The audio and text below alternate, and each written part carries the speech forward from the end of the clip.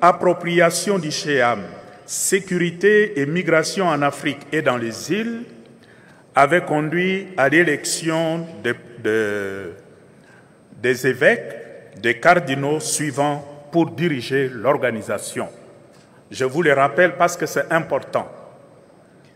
Lors de la dernière plénière, il y a une équipe qui était élue.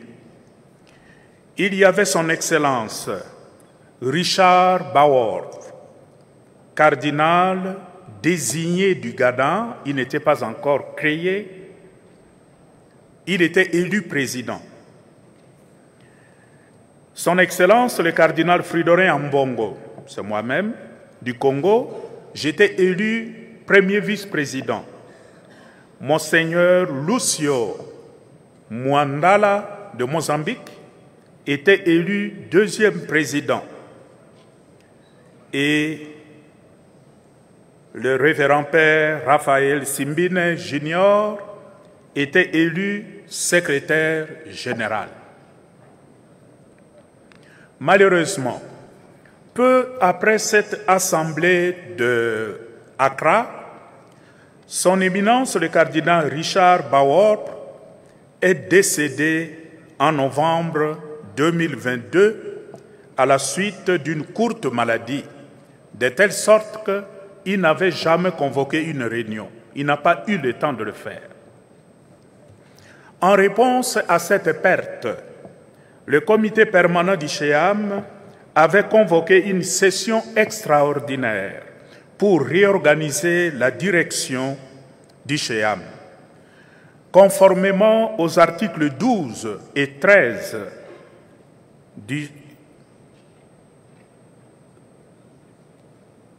du chapitre 4 des statuts du Chéam, les membres du comité permanent ont relevé celui qui était le premier vice-président, c'est le cardinal Fridolin Ambongo, est devenu président. Monseigneur Lucio Mwandula, qui a été deuxième vice-président, est devenu premier président, et Monseigneur Stephen Dami Manza, qui est ici,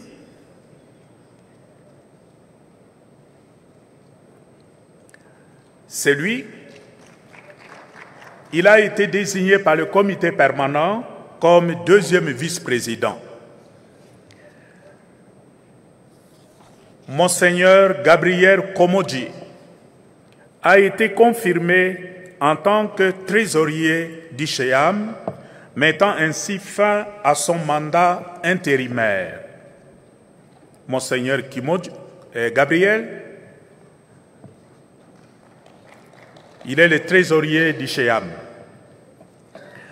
Cette nouvelle direction du Chéam, qui ne correspond pas exactement à ce qui avait été élu à la plénière, s'est vu confier un mandat clair issu de la 19e Assemblée plénière, visant à renforcer la communion de l'Église en Afrique, à promouvoir l'esprit de synodalité, à consolider l'autonomie institutionnelle, à encourager la collaboration régionale et à élaborer une vision stratégique pour l'avenir de l'Église sur le continent et dans les îles. Plus précisément, ce mandat comprenait les objectifs suivants. A. Promouvoir la synodalité et la participation.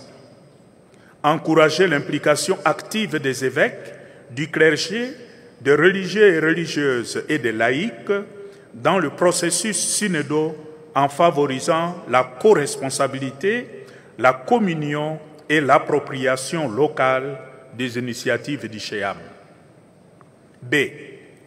Assurer l'autosuffisance institutionnelle. Développer des projets durables générateurs de revenus, en particulier sur les terres appartenant au Chéam, à Accra et à Nairobi, afin de renforcer l'indépendance financière et la vitalité à long terme. C. Renforcer les fondements théologiques et pastoraux, soutenir des initiatives bibliques, théologiques et d'inculturation à travers la Commission pour l'évangélisation et ses départements, BICAM, Comitéor, foi, culture et développement, etc., dans le but de promouvoir une théologie contextualisée et authentiquement africaine, comme vient de le rappeler Monseigneur Packer.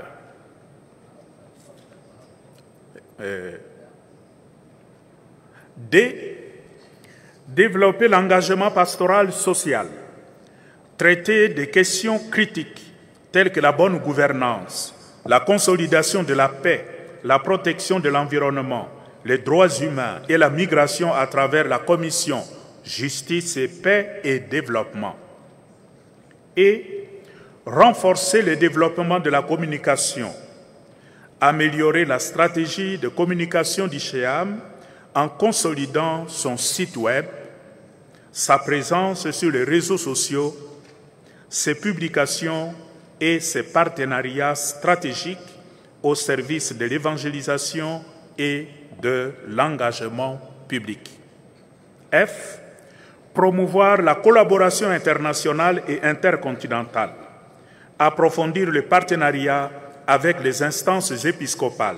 CELAM pour l'Amérique latine, FIBC pour l'Asie et CCEE pour l'Europe. Les organisations œcuméniques, les acteurs de la société civile et les institutions internationales, afin d'amplifier la voix de l'Afrique sur les enjeux mondiaux majeurs tels que les changements climatiques, la paix et la justice. Ces mandats a réaffirmé le rôle d'ICHEAM comme instance continentale unificatrice et missionnaire, capable de répondre efficacement aux défis sociaux, spirituels et ecclésiaux auxquels l'Église en Afrique est confrontée aujourd'hui. Fonctions administratives courantes au sein d'ICHEAM. Dans l'exercice de ma responsabilité sur le plan administratif, j'ai effectué 6 visites officielles au secrétariat d'ICHEAM à Accra entre février 2023 et juin 2025. Tout au long de cette période, je suis resté étroitement engagé dans les opérations quotidiennes du secrétariat grâce à des réunions virtuelles hebdomadaires avec le secrétariat, le secrétaire général, avec qui nous sommes en contact de façon ordinaire. J'ai convoqué et présidé 4 réunions en présentiel du Conseil présidentiel ainsi que 6 réunions supplémentaires en ligne. De plus, j'ai convoqué et présidé 6 réunions statutaires du comité permanent, dont 2 sessions extraordinaires, l'une tenue à Accra en février 2023 et l'autre à Addis Abeba en mars 2023. Des messages de solidarité et de félicitations ont été adressés à de nombreux prélats à travers le continent et les îles. Ces messages ont été envoyés à l'occasion d'anniversaires d'ordinations épiscopales, de nominations à des sièges métropolitains ou encore en signe de compassion lors du décès de plusieurs évêques. J'ai également adressé mes félicitations à l'occasion de la création de nouveaux cardinaux africains.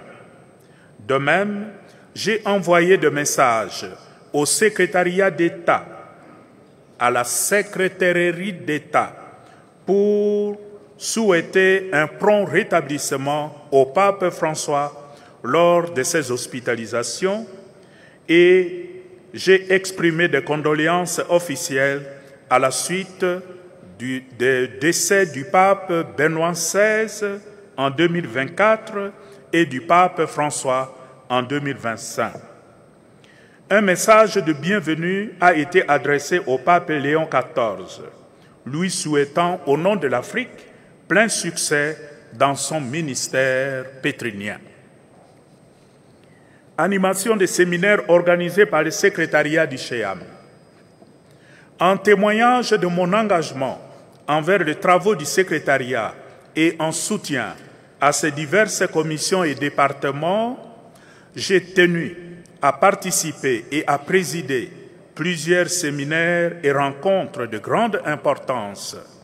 Parmi les plus notables figurent l'Assemblée continentale sur le synode sur la synodalité tenue à Addis Abeba en mars 2023. Les séminaires préparatoires pour des délégués africains au synode sur la synodalité tenu à Nairobi en août 2023 et avril 2024.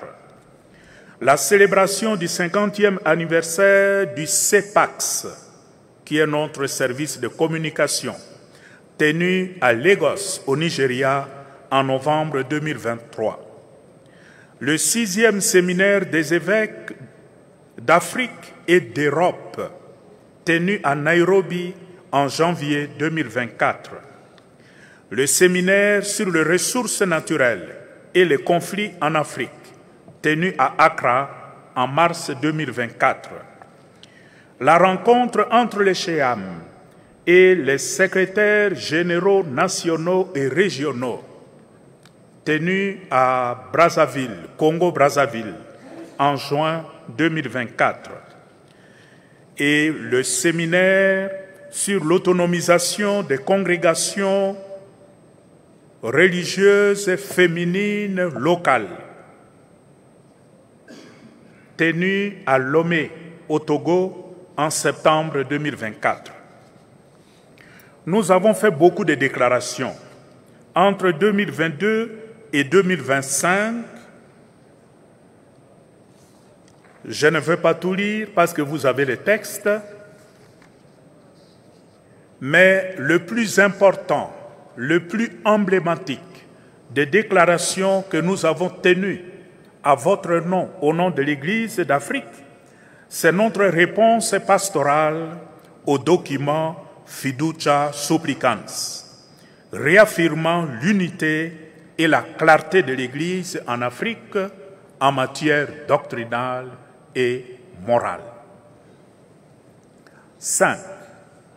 Visite des conférences épiscopales. Renforcer l'appropriation du CHEAM par les évêques. Notre mandat a coïncidé avec le lancement du parcours synodal universel. Ce cheminement s'est inscrit dans la dynamique de la 19e Assemblée plénière qui appelait tous les évêques d'Afrique et des îles à développer un sens plus profond d'appartenance et d'appropriation du CHEAM. Animé par cette vision, j'ai entrepris des visites auprès de plusieurs conférences épiscopales pour échanger avec les évêques, les écouter leurs préoccupations et promouvoir une démarche collaborative dans la mise en œuvre du synode. Ces rencontres ont été l'occasion de rappeler la mission fondatrice du CHEAM, favoriser la communion entre nous et l'action pastorale concertée entre les conférences épiscopales au service du bien commun de l'Afrique. Le CHEAM constitue un cadre de discernement et de décision collégiale pour les évêques africains. Nous venons de suivre la communication sur ce thème. Je ne m'étale pas longtemps là-dessus. Mais dans cet esprit d'appropriation du CHEAM, j'ai visité 4 conférences épiscopales. La Zambie, en juillet 2024. La Tanzanie, en septembre 2024. Le Madagascar, en novembre 2024. Et le Malawi, en janvier 2025. Je voudrais ici remercier au nom du CHEAM les conférences épiscopales qui nous ont accueillis avec beaucoup de fraternité, beaucoup de joie. Ça a toujours été un moment de grande communion ecclésiale entre les évêques. Je voudrais encore ici vous remercier pour votre accueil.